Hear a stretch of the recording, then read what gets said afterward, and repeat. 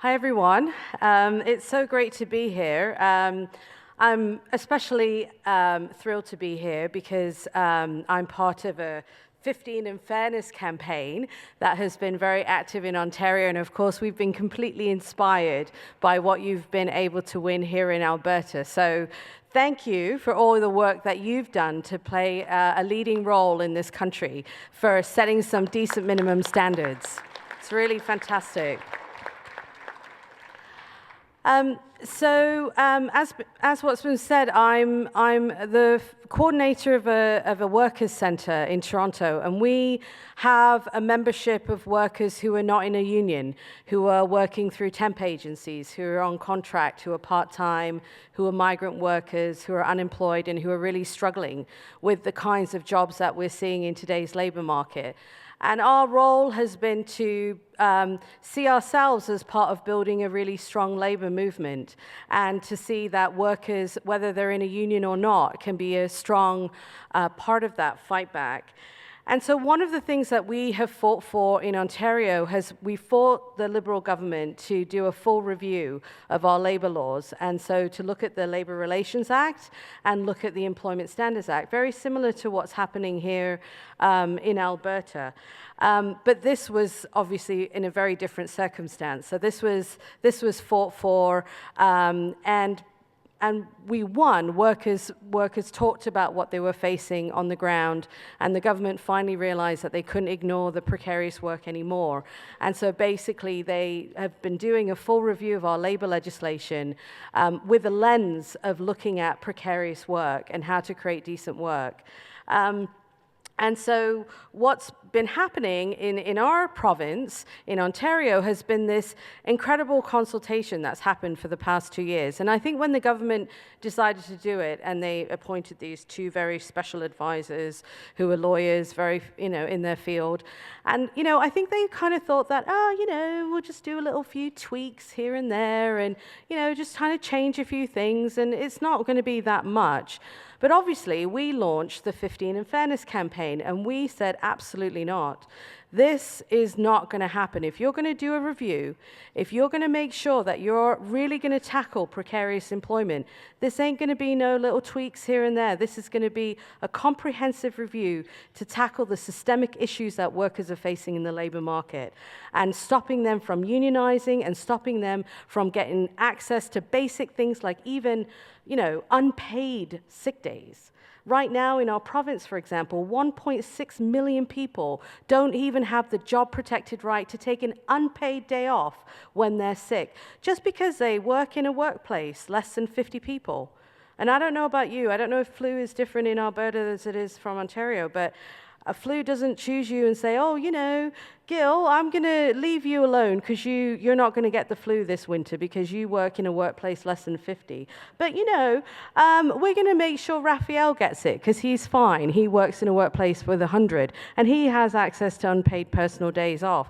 I mean, what bloody ridiculousness is that in terms of setting labour standards based on the size of your workplace? Yeah, I know. So this is the world of craziness that we're living in, right? And so for us, what was so incredibly important was building a collective fight back, a collective campaign that brought unionized workers and non-unionized workers together with a common agenda and a common set of demands for decent work. And I have all these materials that I'm welcome to show you. I don't have time to go into it in detail. But basically, we set a framework which, went from, the constitutional right to unionize, to things like paid sick days, to hours of work, to respect at work. And this was a way of trying to bring people together on a unified basis. And this is what we see, because I've been working as a union organizer, and I've been working with non-unionized workers for a long time. I see this labor review, I see the review of the Employment Standards Act as collective bargaining. I see it as collective bargaining for 6 million non-unionized workers that have very little rights at the workplace. And I think we need to see labor review as this. So this is our collective bargaining process. We've been campaigning and working with our members, 6 million of them across the province, for 2 years. And now the recommendations will be soon released in another 2. But what I want to talk to you about today is that, when we look at labor law review, we sometimes tend towards, some of the things that we know. Card check, first contract arbitration, all really, really critical pieces. But I think that we need to think beyond the box. We need to think about what are the ways in which in the last 30 years our rights at work have been so dismantled that workers are now going to work and their rights, their benefits, their legislation, their protection is based on only how they are hired in the workplace. And if you are lucky to be hired as a permanent worker and you are unionized, then good on you. But if you are hired through a temp agency or through a subcontractor or through a labor leaser or through a migrant worker recruiter, then you are out of luck because suddenly your rights, your protections, your rates of pay, your access to benefits, your ability to deal with any of the issues that we deal with on a daily basis that in our workplaces is absolutely up for grabs. And that is essentially what our labor laws are predicated on, is how you are hired and who you're hired and your direct connection to your employer right now.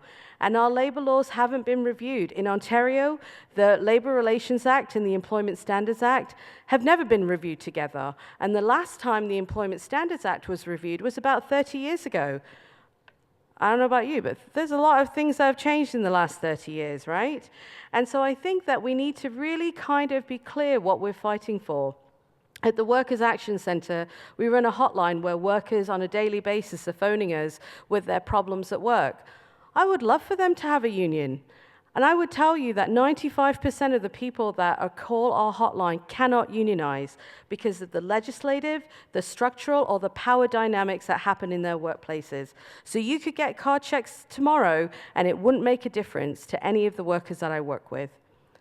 And that is the reality that we have to deal with. And in Ontario, in the southwest Ontario, we have almost 50% of workers in precarious jobs. 50%. It is crippling our workplaces, and it is causing devastation on workers in our province. And so some of the things that we are pushing for in our labor review that I think we all need to think about is expanding the definition of employer and employee so that those employers who are misclassifying workers as independent contractors, self-employed, dependent contractors, that we sweep them back into the protection of labor legislation so that they can unionize and they can get access to basic protection. One of the biggest things that we're dealing with are workers hired in cleaning, in business services, trucking, driving, courier work, healthcare, who are being misclassified as self-employed and who cannot get access to even basic labor legislation protection. And they have to fight to get employment insurance because they have to fight to prove that they're a worker in the first place. We need to get rid of that. We need to ensure that we have a broad definition of employer and a broad definition of employee. And these aren't sexy topics. I mean, it would be great to sort of be able to, oh, thank you. It would be great to sort of, so we need to think of campaigns that sort of build inclusivity and build a big tent to bring workers into our labor movement. We need to ensure joint and several liability so that workers, no matter how they're hired, through temp agencies, through subcontractors, through these labor leases, we can hold the person at the top who's bloody holding the purse strings, because they are getting away with it time and time and time again, and they don't give a shit what's happening in the workplace. They just say, not my problem. I'm subcontracted to them, you deal with them. And that is exactly the message that we sent. I don't know if you remember in the 1990s, we sent a clear message to Adidas, to Reebok, to Nike, and said, you can't tell us that you don't know about the manufacturers that are making your products overseas. You are responsible for those products. Well, we have to do that domestically as well, right? Not just overseas, but domestically as well. If you are going to hire people, you are damn well responsible for their labor rights and for their money and for their wages and everything that happens to them. And you cannot take away your liability on that. And that is critical right now. The other issue is exemptions. Right now, and I'm not sure if this is the case for you in Alberta, but in Ontario, our labor legislation is like Swiss cheese. It's got so many bloody holes in it, like everyone's falling through. Every week, $45 million is lost out of workers' pockets because of exemptions. 45 million. Sectors, massive sectors of workers don't even get access to basic labor legislation. Agricultural workers in our province are not even entitled to minimum wage, daily rest periods, overtime protection. IT workers, no daily rest periods, no overtime hours, no maximum hours. So that is over $2 billion a year that's been lost in exemptions from workers' pockets. The other big issue is equal pay for equal work. How can it be that in this day and age, you can be hired as a part-time worker or as a temp agency worker and be paid 40% less and not have the same benefits as someone you're doing the same work beside? How is that possible? How is that bloody possible? But that is the situation that we have in our province, and we're taking it on, and we're basically saying, no, you cannot use part-time workers against full-time workers. You cannot use temp agency workers against full-time workers. You cannot use people against each other and divide them up so much that we have no collective unity in our workplaces. We have to deal with this stuff from a systemic level. And then things like scheduling of hours, advanced schedules, getting access to hours for part-time workers, making sure that people have paid sick days. All of these are huge opportunities of building a strong movement and making the connections between non-unionized workers and union workers. Because frankly, my friends, you know, our collective agreements are only so strong as what's around us. And as we are realizing, many of the unions in Ontario are fighting to keep their basic paid sick days, because guess what? They're surrounded by workers who have nothing. We have no paid sick days. We have nothing. And so the thing is that if we're going to raise the bar, if we're going to raise the bar on our collective agreements and what you can negotiate at the bargaining table, you need to raise the floor for everyone, right? And that is the connection. And so this is a strategic opportunity to build a strong labor movement and to bring everybody together so that we all have access to decent work, that we all have the ability to take care of our families and pay our bills at the end of the month. And in closing, I just wanted to also say that what we've seen in Ontario is that this type of building between union and non-union workers are building huge campaigns and alliances. We have a whole group of faith leaders who are now standing up for decent work. We have businesses, yes, businesses who are actually standing up through the Better Way Alliance, who are basically saying that they believe that their businesses prosper through paying people decent wages and treating their employees in a good way. Who'd have thought that, eh? So, you know, we have student leaders who are fighting. We have doctors and nurses who are coming out and saying that we see labor legislation as a massive health crisis, and we need to have paid sick days for every single person in Ontario. And so just in closing, as you move forward in your own labor law review in this province, I really urge you to make sure that you are making the connections to some of the issues that I've spoken to, because this is a long-term fight, and if we're making sure that no one gets left behind, we have to deal with the issues of power in our workplaces.